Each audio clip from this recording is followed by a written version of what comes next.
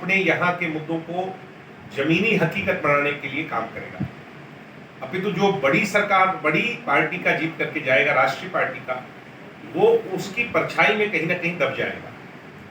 ये हमने देखा भी है। आपने देखा कितना पैसा लैप्स होकर के चला गया, इस तरह की बातें, कितने सवाल पूछे गए, उसमें भी बहुत गंदा ट्रैक रिकॉर्ड है हरियाणा का, कितनी अटेंडेंस रही, उसमें भी बहुत गंदा ट्रैक रिकॉर्ड है। तो सांसद हमें दुष्यंत चौटाला जैसा चाहिए जिसने हरियाणा की आवाज को एक अलग पहचान।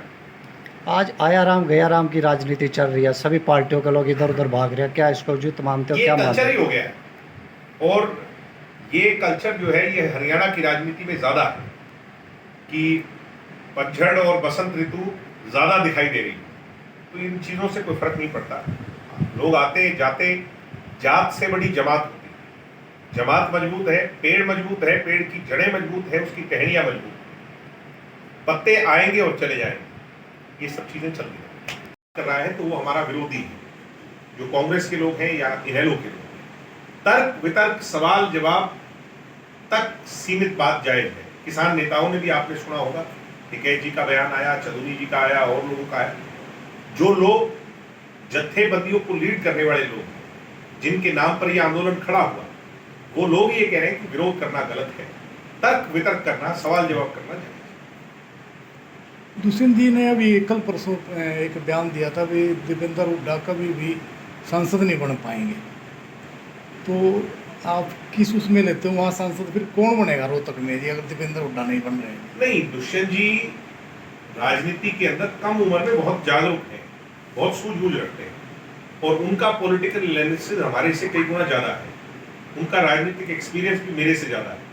तो ये सवाल का जवाब जो उन्होंने दिया होगा तो बहुत सोच समझ के दिया होगा। नहीं, फिर कौन बनेगा? ये उत्तर भी वो उन्हीं से पूछना चाहिए। हरियाणा में क्या मानते हैं आप, 10 में से कितनी सीटें आपको उसमें मिलने की संभावना है? राजनीति के अंदर कोई ज्योतिष पंडित नहीं होता। माहौल कुछ समय पहले ऐसा लगता था कि भाजपा जो है वो ज्यादा सीटें जीतेगी, मगर आज जब हम फील्ड में उतर रहे हैं, घूम रहे हैं, तो ये लग रहा है कि भाजपा 4 सीटों को भी, 3 सीटों को भी आंकड़े को पार नहीं करता।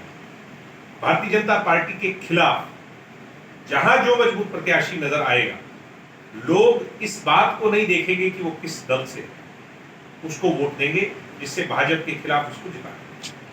यमुनानगर जिले के अंदर सढौरा, जगाधरी, यमुनानगर और रादौर, जो हमारे चारों हलके हैं, उनकी कार्यकर्ता मीटिंग, कार्यकर्ताओं से रायशुमारी करने के लिए हम पार्टी के सभी कार्यकर्ता और पार्टी के नेतागण सब लोग आए, सढौरा करके आए हैं। इसके बाद यमुनानगर और जगाधरी की यहाँ पर है, उसके बाद रादौर की मीटिंग है।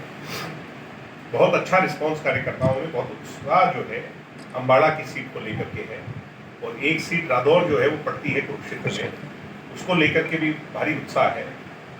अब तो इंतजार है, पार्टी जल्द से जल्द टिकट दे करके कैंडिडेट को जमीनी उस पर उतारेगी। लोग भारतीय जनता पार्टी से नाखुश हैं, कांग्रेस की और कांग्रेस की लीडरशिप की क्षेत्रवादी और जातिवादी सोच से नाखुश हैं। ऐसे में विकल्प तलाश रहे हैं। देश की पार्लियामेंट में दुष्यंत चौटाला जैसे सांसद, देश की, हरियाणा प्रदेश की बड़ी आवश्यकता है, जो जागरूक हों, जो हरियाणा की लड़ाई लड़ सकें, हरियाणा की आवाज़ को, हरियाणा के हक और हुकूक की बुनियाद को मजबूत कर सकें। तो उसी के लिए सबसे रायशुमारी, सबसे बातचीत चल रही है, और कार्यकर्ताओं में पूरी ऊर्जा और हौसला। कब तक उम्मीद है? 5 उम्मीदवार हमारे नवरात्रों में आ चुके हैं, शेष 5 उम्मीदवार जिसमें आपकी दोनों सीटें आती हैं, ये भी बहुत जल्द घोषित होंगे। तो दुष्यंत चौटाला जी भी क्या इलेक्शन लड़ेंगे? नहीं, दुष्यंत चौटाला जी इलेक्शन नहीं लड़ेंगे। वो हिसार से सांसद थे, और हिसार से हमारे बारडा की विधायिका मेरी माता जी नैना चौटाला जी, उन्हीं की सीट पर चुनाव हुए। एक ही परिवार के 3 सदस्य वहाँ से इलेक्शन लड़ रहे हैं, क्या करें? ये सवाल आपको उन लोगों से पूछना चाहिए, क्योंकि मेरे पिताजी इस सीट से चुनाव लड़ चुके हैं, दुष्यंत जी चुनाव जीत चुके हैं, और पुनः 2019 में चुनाव लड़ चुके हैं। तो वैसे तो राजनीति में कहना नहीं चाहिए पारंपरिक, मगर ये पारंपरिक सीट अगर किसी की है तो ये दुष्यंत चौटाला ही अकेले एकमात्र हमारे पारिवारिक सदस्य हैं जो इस सीट पर जीते हैं। जो रणजीत सिंह जी भी इस सीट पर चुनाव लड़े, और मेरे दादाजी भी इस सीट पर चुनाव लड़े, मगर जीते केवल दुष्यंत।